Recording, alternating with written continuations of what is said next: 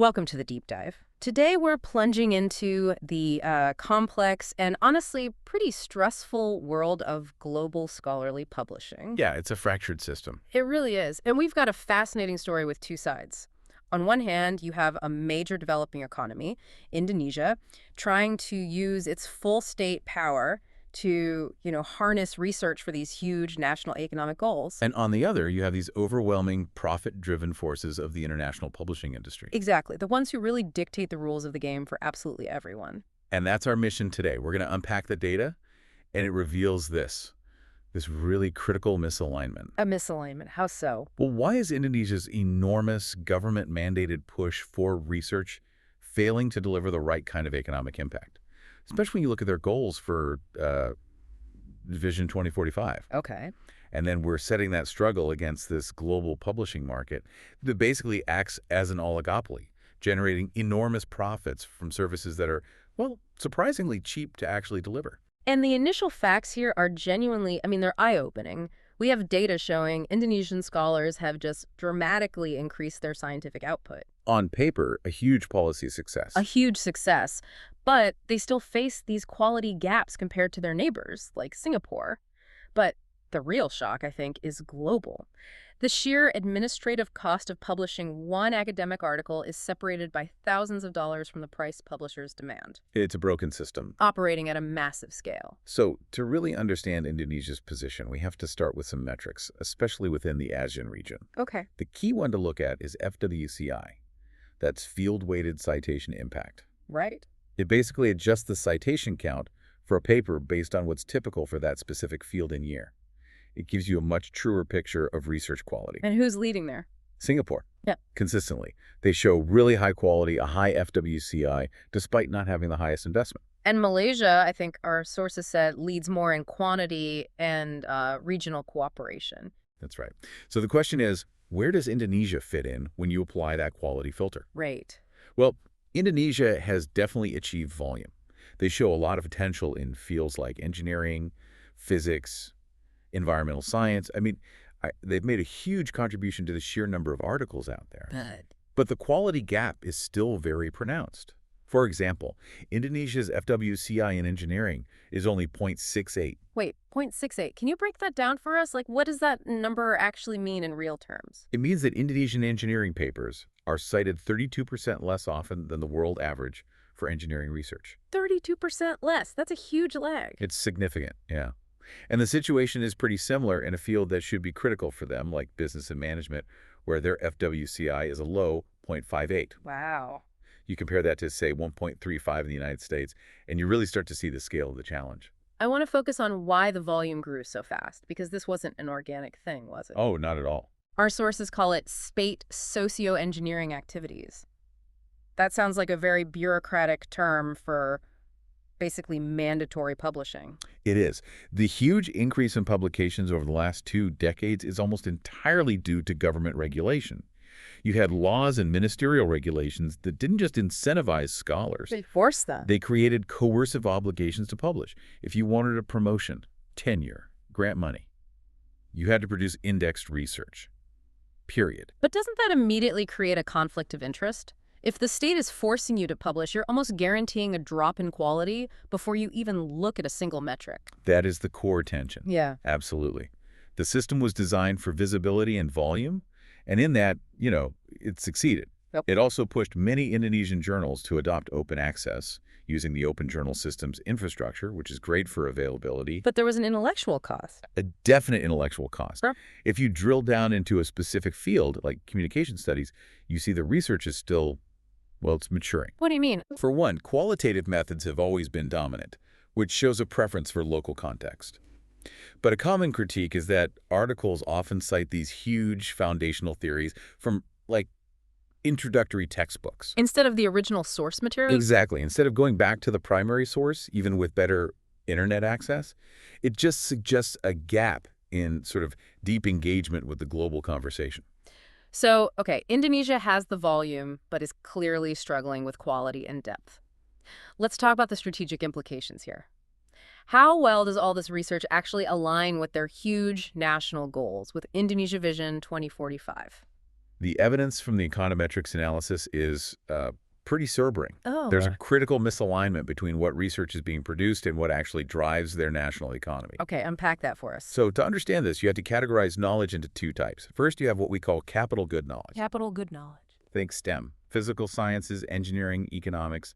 This is the knowledge that's essential for technological innovation. It's highly applicable. You can commercialize it. So research that leads to, like, a new battery or a better manufacturing process. Exactly. And then the second category is final good knowledge. That's more the humanities, some social sciences. It focuses on cultural richness, social well-being. Both are important. Both are vital for a healthy society, absolutely.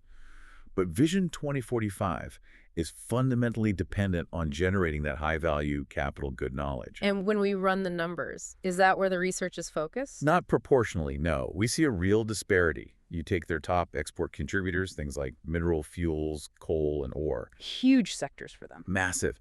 But they do not reflect proportional scholarly activity. There's a huge research gap, right, where the most economic value is being generated. Is there anywhere that they do have alignment?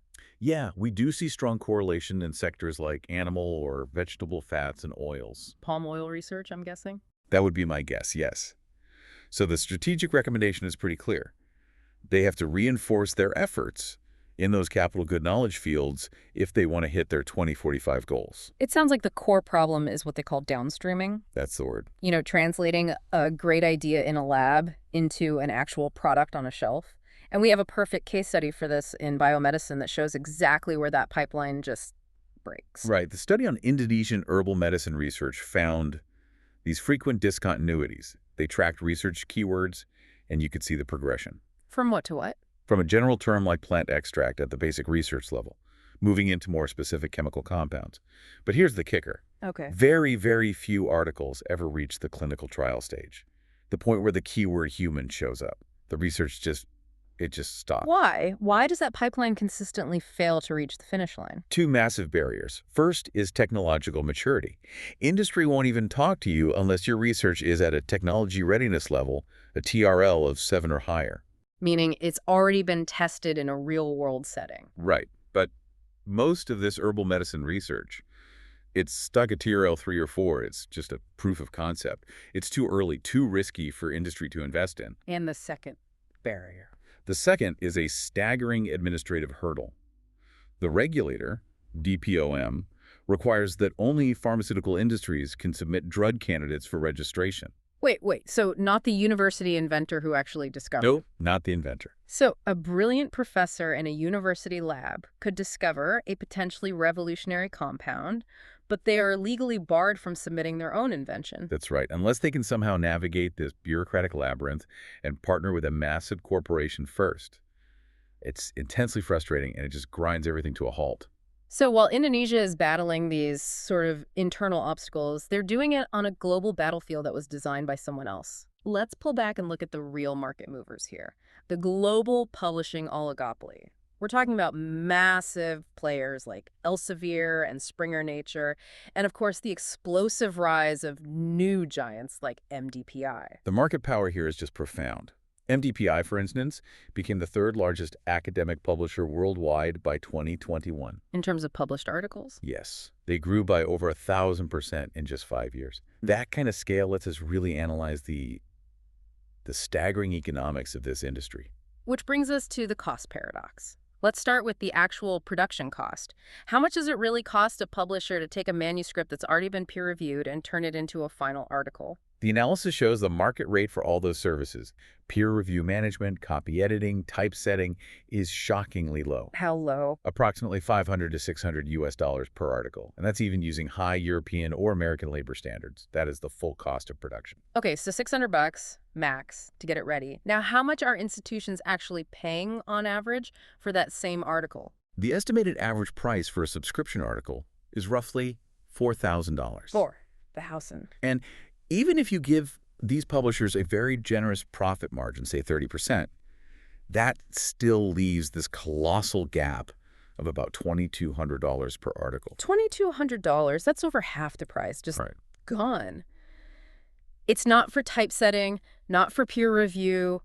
what is that money paying for? That is the $2,200 question. That's what we call non-publication costs. And this is the real profit engine. Hmm? It's not paying the journal editor. Right. It's paying for sophisticated digital infrastructure, aggressive lobbying, advanced analytics. Companies like RELX, Elsevier's parent, they aren't just publishers anymore. They're vast digital platforms selling products across the entire research lifecycle. So they tie everything together, the data management, the analytics, the publishing. It builds dependency. It locks institutions in. Precisely. It makes switching providers almost impossible, and it gives them the power to basically define what counts as acceptable research. They control the whole ecosystem. And this explains why speed and volume are now so much more important than quality. We saw a perfect example of this in Central and Eastern Europe. Oh, that's a classic case of metrics being weaponized. Mm. MDPI gained huge market share there, up to 28% of all their high-impact papers, Why? because researchers there are under intense pressure. Their performance is judged almost entirely on metrics. They have to publish in these top-tier journals. So what was the #1 reason they chose MDPI? Speed, simple as that. MDPI's maximum turnaround time was only 155 days. That's much faster than the average for traditional publishers. If you're under pressure, that's a perfectly rational choice. So this intense pressure, the whole publisher perish culture, combined with the publisher's drive for growth, has led to what our sources call the strain on scientific publishing. It's a system at its breaking point. I mean, a 47% growth in indexed articles between 2016 and 2022, that's not growth, that's an explosion. And that strain is being generated by just a handful of heavy hitters. Just 5 publishers, MDPI, Elsevier, Frontiers, Springer, and Wiley. They contributed over 70% of that entire increase. The speed is often enabled by hosting huge volumes of special issues. These allow editors to just invite contributions quickly, and they're strongly associated with much lower rejection rates. So the speed and volume are leading directly to integrity issues. To metric manipulation, let's talk about impact inflation. Can you simplify that for us? Is that just a fancy way of saying some journals are gaming the system? Essentially, yes. It's a way to flag manipulation. You compare a journal's raw citation count to a network-based metric that sort of limits how much prestige you can get from one source. And when that ratio is high. It suggests artificial inflation, and the data shows MDPI and another publisher, Hindawi, have significantly higher impact inflation than their competitors. And for MDPI, it's driven by self-citation. It's directly driven by a spike in articles, citing other articles from the very same journal, a high self-citation rate.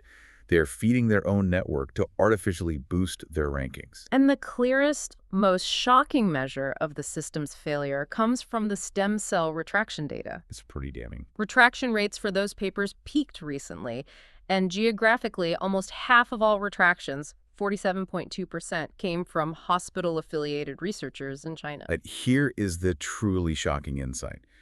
This is the one that should worry you as a knowledge consumer. Yeah.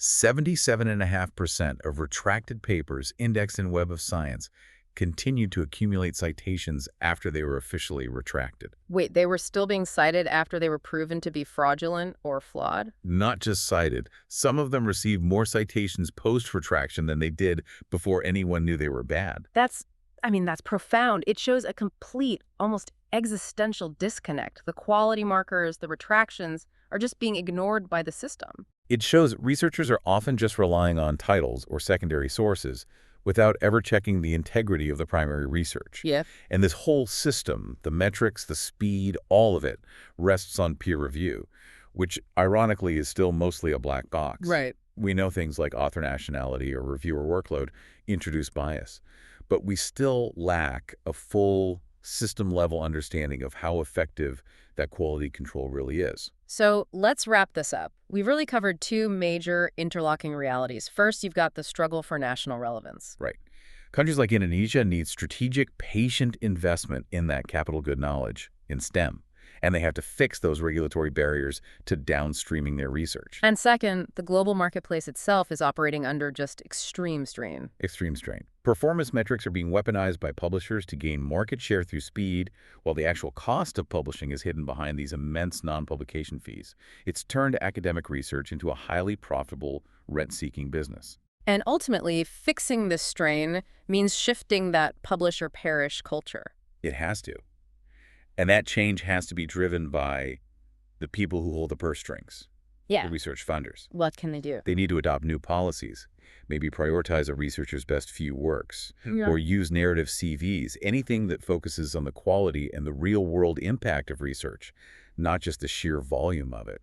That's how you take the pressure off. So given everything we've talked about, that retracted papers are still being cited, that publishers are prioritizing speed over integrity, that huge amounts of money are flowing into these non-publication costs, here's the final thought for you to take away.